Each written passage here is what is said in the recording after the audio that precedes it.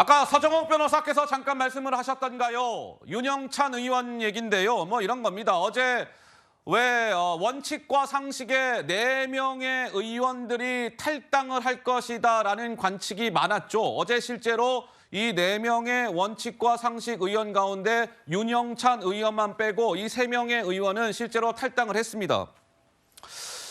그런데 이제 여기에 약간 포인트는 아니 잠깐만 윤영찬 의원은 갑자기 왜 탈당을 안 하고 민주당에 남기로 한 것일까? 잔류하게 된 것일까? 이것과 관련해서 정치권의 해석이 분분합니다.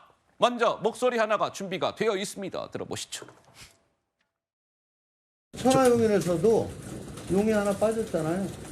아, 여기도 뭐 하나 빠지나 보다. 뭐 저는 그렇게 생각합니다. 저희도 당혹스럽고 상당히 정말 안타깝습니다. 우리가 시험 볼 때도 이번에 100점 맞자고 들어갔지만 또 한두 문제 틀릴 수도 있어요. 근데 그렇다고 해서 시험이 흔들리거나 망가지진 않습니다. 저희가 공동행동을 하자라고 하는 것은 절대 흐트러짐이 없을 것이다라고 하는 믿음이 있었는데 오늘 아침에 갑자기 이제 깨지게 됐죠. 그래서 당혹스럽고 안타까웠다. 자, 굉장히 우리도 당혹스러워요. 이제 이런 얘기를 하는데 사실 어제 윤영찬 의원을 뺀 나머지 3명의 탈당 기자회견이 국회에서 어제 오전 9시 40분에 있었습니다. 그런데 시청자 여러분들, 저거 지금 글자가 좀 작아서 잘 안 보이실 텐데 어제 9시 40분 기자회견장 그 소통관이라고 하잖아요. 국회 소통관. 예약자 이름을 한번 보세요, 의원. 윤영찬 의원 이름으로 예약이 돼 있었던 거예요, 국회 소통관이. 근데 윤영찬 의원은 탈당 안 하겠습니다. 민주당에 남겠습니다. 이런 것이죠. 근데 저 기자회견이 오전 9시 40분에 있었는데 민주당에 남겠다라고 윤영찬 의원이 입장을 발표한 게 기자회견 한 30분 전이었다. 그러니까 어제 오전 9시 10분경이었다.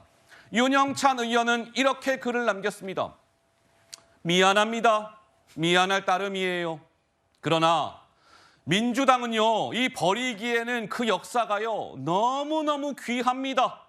그 흔적을 지키는 게 윤영찬, 나의 소임입니다. 그러면서 남은 것이죠. 서정욱 변호사님, 해석이 많아요. 아니, 저렇게 민주당이 예. 김대중 노무현 지킬 게 많은 게 예. 그 생각이 이게 왜 30분 전에 떠오릅니까? 아이고야. 탈당 30분 전에 저 생각이 납니까? 이제까지 끊임없이 민주당은 개딸 전체주의, 완전히 이재명 사당이 돼가지고 숨쉴 공간도 없다. 따라서 수차례 국민 앞에 탈당 최후 통첩했잖아요. 예. 근데 어떻게 30분 전에 저 생각이 나느냐고요. 예. 결국은 현근택 사태가 터지니 이제 경쟁자가 없어졌으니까 경선함에게 내가 유리한 거 아니냐. 저는 이런 이제 그 얄팍한 배지 욕심 때문에 남았다. 이렇게 보고요. 예. 여기서 저는 좀 이게 의심이 가요. 어떤 의심이요? 정성호 의원이요? 왜요? 그분이 사선이잖아요. 예. 근데 핸드폰을 보통 보안 필름이나 잘 안 보이거든요. 예. 그렇잖아요. 근데 핸드폰을 비스듬히가 글자가 다 보여요. 예. 이게 의도적으로 핸드폰 정치하는 분도 있거든요. 예. 저는 윤영찬 의원 잡으려고 어리게 노출했나? 이런 의심이 들 정도로 예. 평소에 정성호 의원답지 않단 말이죠. 아. 보안 의식이 보안 필름 다 깔잖아요. 예. 이런 일이 한두 번 아니잖아요. 저는 윤영찬 의원을 설득해서 잡으려고 어리게 메시지 공개된 거 아닌가. 이런 생각까지 들 정도로 예. 물론 단정할 수는 없어요. 그렇죠. 의심이 들어요. 예. 이제 서정욱 변호사님은 그런 개인적인 이제 의견을 주신 건데 지금 성남시 중원구의 현역 의원은 지금 이 윤영찬 의원입니다. 민주당에. 그런데 우리가 아까 앞서 쭉 얘기 나눈 현근택이라는 민주연구원 부원장이 지금 비명계 이 윤영찬 의원의 지역구에 출마하겠다 이렇게 도전 의사를 밝혔는데 지금 현근택 부원장이 만약에 컷오프가 되면 윤영찬이라는 인물이 민주당에서 다시 한번 공천을 받을 수도 있지 않을까 이런 기대감을 가지고 윤영찬 의원은 민주당에 남기로 한 거 아닙니까? 이런 해석이 나오고 있는 것 아니겠습니까? 그런데요, 재밌는 것은 정작 조홍천 그리고 이상민 의원 얼마 전에 민주당을 탈당한 이 사람들의 목소리를 쫙 이제 들으실 건데 약간 생각이 다른 것 같습니다. 한번 들어보시죠. 일반 고등학교 다니다가 갑자기 일진 없는 대안학교 가는 것 같은 그런 느낌. 한 2, 3일 전부터 윤영찬 의원이 갑자기 흔들리기 시작했습니다. 우리가 집주인인데 왜 나가냐. 많이 놀랬고 힘들었죠. 현근택 부원장이 뭐 컷오프 됐다 쳐요. 계속 누가 올 겁니다. 친명 자객들이. 체포동의안 표결 때 가결했다고 확실히 의심되는 사람들, 특히 이 4명에 대해서는 도저히 같이 갈 수 없다.